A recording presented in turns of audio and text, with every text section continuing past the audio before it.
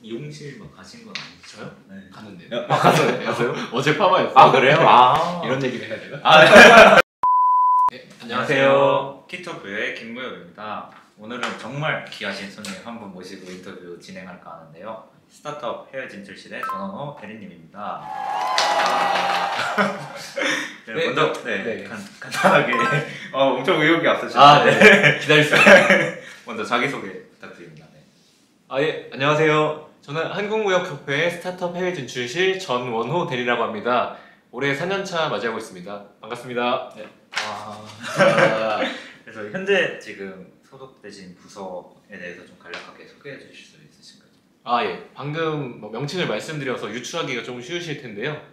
경쟁력 있는 우리 스타트업들이 해외 진출하고 적합한 비즈니스 파트너를 찾을 수 있도록 저희가 측면에서 지원하는 역할을 하고 있고요.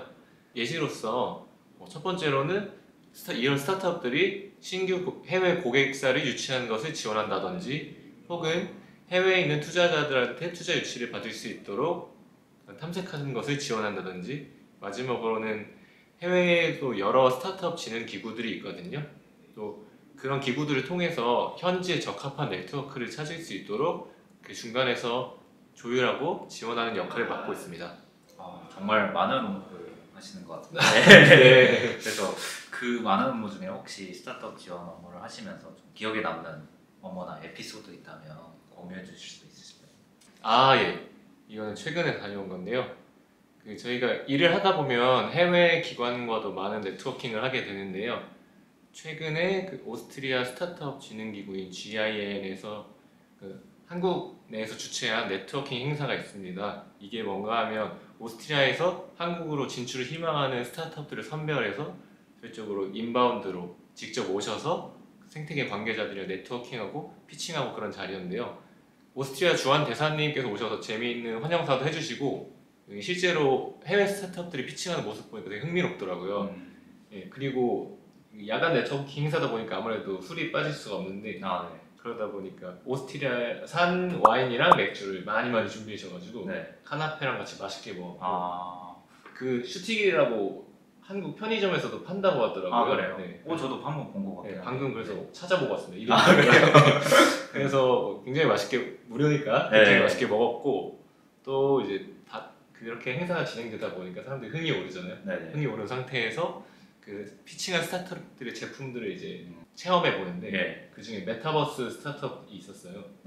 그게 이제 VR 기기도 착용하고 신발도 착용하고 이렇게 조이스틱 같은 그 조작기기도 들고 하는 거였는데 이분이 약간 술에 취한 채로 이걸 동시에 막 허우적거리면서 허공에 내미니까 이거 좀 재밌었습니다. 그래요?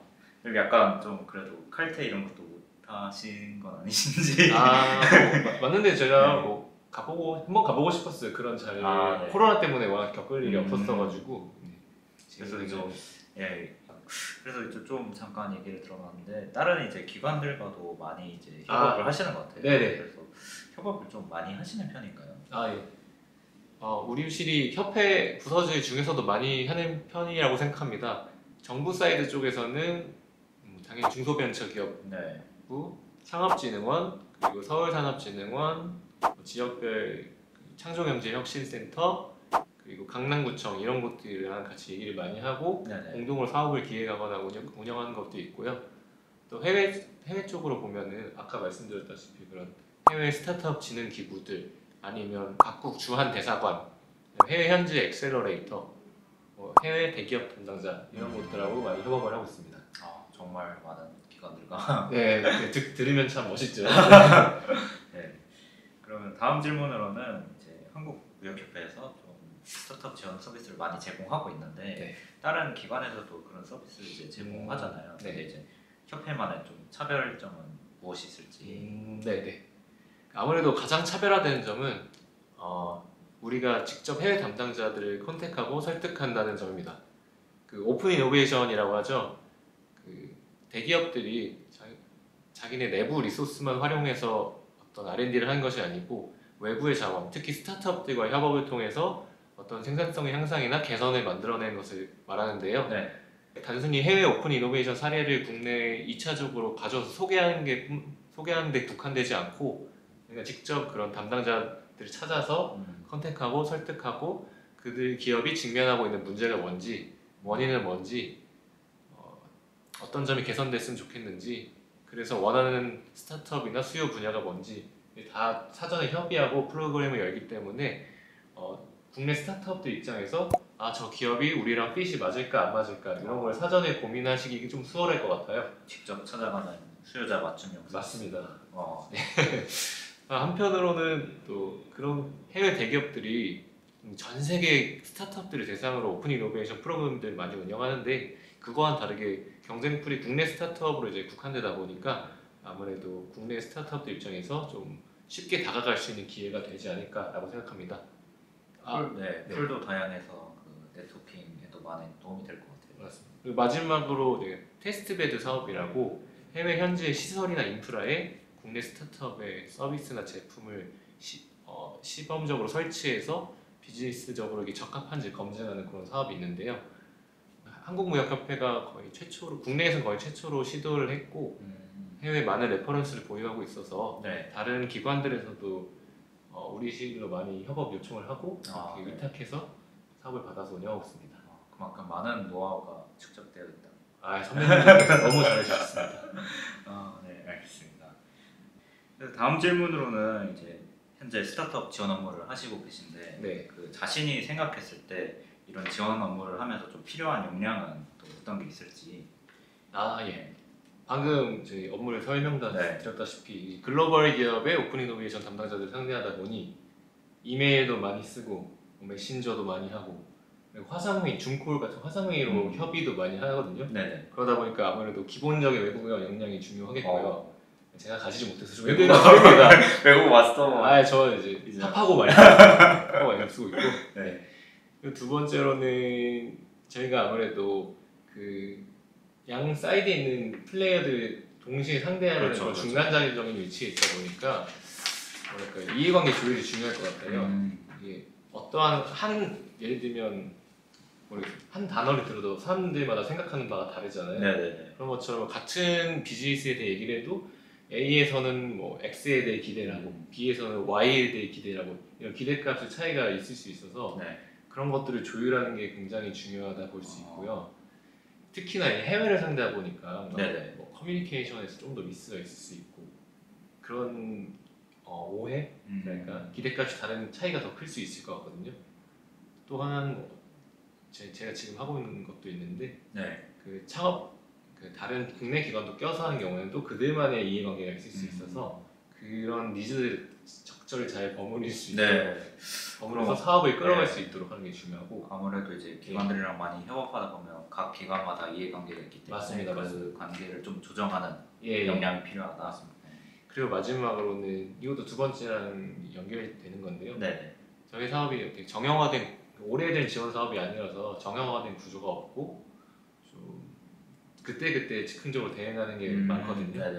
그리고 방금 말씀드린 것처럼 이해관계 충돌들도 있고 그러다 보니 처음에 기획할 때 생각하지 못했던 변수나 이슈가 반드시 생기거든요. 분명히 생기기 때문에 이런 상황에 처했을 때 그런 상황 판단력 그리고 이걸 어떻게 타개할 수 있을지에 관한 문제 해결 능력이 중요하다고 볼 수 있겠습니다.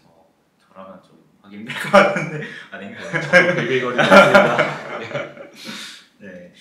그래서 저희가 이제 지금 스타트업 관련 이제 얘기를 계속 쭉 하면서 혹시 뭐 요즘 스타트업계 이슈를 좀 궁금한데 좀 말해주실 수 있으실까요? 아무래도 돈이 많이 풀렸던 코로나 시기와 한창 때와는 다르게 지금 뭐 미국에서도 계속 금리 인상을 하고 있어서 유동성이 줄고 있잖아요. 그것처럼 이제 스타트업 씬에서도 투자 혹한기가 왔습니다. 그래서 많은 스타트업 분들께서 많이 어려워하고 계신 걸로 알아요. 실제로 몇몇 곳들은 인원을 감원을 한다든지 아니면 이전에 평가받은 기업 가치보다 더 깎인 채로 투자를 유치한다든지 아니면은 정말 어려운 경우에는 경영권을 매각하려고 준비 중인 곳들도 몇 곳 있다고 들었습니다. 또 이런 벤처 캐피털들의 그 투자 자본의 근간이 되는 게 정부 예산 모태펀드인데요. 내년에 이것도 한 40% 정도 삭감될 예정이라고 해서 되게 한파가 몰아닥치고 있는 상황이고요. 또 이런 흐름 때문에 예전에는 스타트업들이 되게 편하게 투자를 받았다. 편하게라고 말하면 좀 그렇지만 네. 오히려 원활히 이제 예, 투자를 예. 받을 수 있었는데 예. 그런 투자의 수요자들이 네. 우위에 있던 시장이라면 그게 지금 역전이 됐고 그래서 그럴수록 네. 진짜 스타트업 해외 진출실에 어깨가 무거울 것 같아요. 아, 네, 맞습니다. 그래서 지원 업무를 이제 네. 저희가 좀 확실하게 열심히 하겠습니다. 네. 스타트업계 관계자분들 화이팅입니다. 네, 화이팅입니다. 네. 그리고 이제 지원 업무를 하시면서 아무래도 스타트업을 좀 많이 보실 기회가 있었을 것 같은데 네. 이제 해외 스타트업과 비교했을 때 뭐 한국 스타트업만의 장점 아니면 또 이건 좀 개선했으면 좋겠다 하는 점이 있으면 좀 말씀해 주실 수 있으실까요? 네. 아쉽게도 해외 스타트업들이 많이 겪어볼 기회는 없었는데요. 그래도 생각하는 국내 스타트업들의 장점이라고 하면 정말 전 세계에서 가장 까다로운 소비자들을 상대하고 있어서 그에 대응하기 위한 어떤 적응력이나 추진력, 실행력이 굉장히 뛰어나다 네. 이렇게 생각을 하고요. 또 어떤 그런 개발 주로 IT 스타트업들이 많잖아요. 네. 개발적인 측면에서 전혀 뒤지지 않다고 생각합니다. 그리고 개선점이라고 하면 개별 스타트업들한테 뭐 적용될 건 아니지만 토스나 야놀자, 당근마켓에서 보듯이 네. 국내 스타트업들이 굉장히 B2B, B2C 위주로 네. 생태계가 형성되어 있거든요. 네. 그런 기업들이 좀 더 빨리 크고 그래서 네. 오히려 반대로 B2B 쪽인 측면에서도 많은 훌륭한 기업들이 나왔으면 하는 바람이 있습니다. 지금도 역량이 없다는 건 아닌데 아직 그런 뭐랄까요 과소평가가 되고 있는 것 같아요. 네. 그들이 가진 역량에 비해서. B2B 쪽도 좀 활발하게 좀 성장했으면 좋겠다. 맞습니다. 네, 알겠습니다. 그리고 이제 스타트업 해외 진출시라면 넥스트라이즈 행사를 빼놓고 얘기할 수 없을 것 같은데 네. 그 넥스트라이즈에 대해서 좀 간략하게 소개해 주실 수 있으실까요? 예, 넥스트라이즈는 이제 우리 한국무역협회와 KDB 한국산업은행이 공동으로 주최하고 기획하는 국내 최대 스타트업 회고요. 이제 내년이면 5회차를 맞이합니다. 그래서 정말 위상이나 규모 면에서 국내 최대라고 자부할 수 있고 미덕, 컨퍼런스, 전시회, 워크숍, 체험 설명회 등등 엄청 다양한 구성으로 저희가 전시회를 준비하고 있어요. 그래서 내년 것도 이제 올해부터 이제 착수 단계에 조금 있는데 만약에 시청자분들께서도 기회가 되시면 내년 6월 1일, 2일에 꼭 코엑스를 방문하시면 좋겠습니다. 네. 저도 그때 한번 넥스트라이즈 이제 체험기를 찍었었는데. 정말요? 네. 조회수가 별로 안 나와가지고 제가 여기 상단에 이제 링크를 걸어드릴게요. 알겠습니다. 체험기도 여기 주십시오. 네, 근데 엄청 많더라고요. 예. 체험할 거리도. 맞습니다. 네.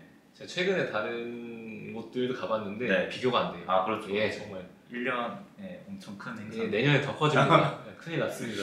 그래서 이제 좀 넥스트라이즈 행사 준비하면서 아무래도 힘들었던 점이 있으셨을 것 같은데 혹시 힘들었던 거나 막 그런 경험 없으셨나요?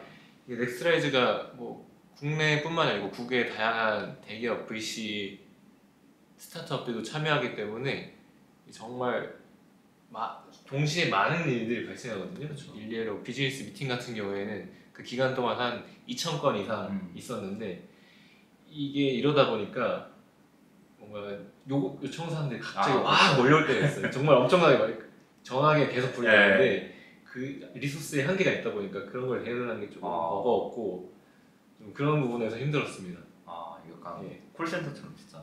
그런 점도 있고 너무 미팅이 많다 보니까 일부는 빵꾸가 생기기도 하고 저도 실수 많이 했죠. 그래서 그러지 말아야지 하고 있는데 어쨌든 그럼에도 불구하고 이제 행사 당일이 됐을 때 실제로 부스에서 당사자들끼리 굉장히 순조롭게 미팅을 하고 해외에서 오신 그 담당자들 분들께서 굉장히 만족스러웠다 이렇게 얘기해 주시면 그때 너무 뿌듯하고 이것 때문에 했구나 보람 있다 좀 느낀 것 같아요. 진심 정말 여러분 진심입니다. 네, 알겠습니다.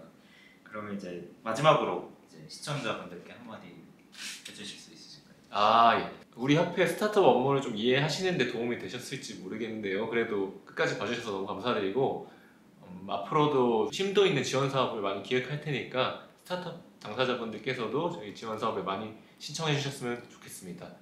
저희 열심히 보조하면서 활동하겠습니다. 네, 오늘 인터뷰 정말 감사합니다. 예, 고생했습니다. 네, 감사합니다. 감사합니다.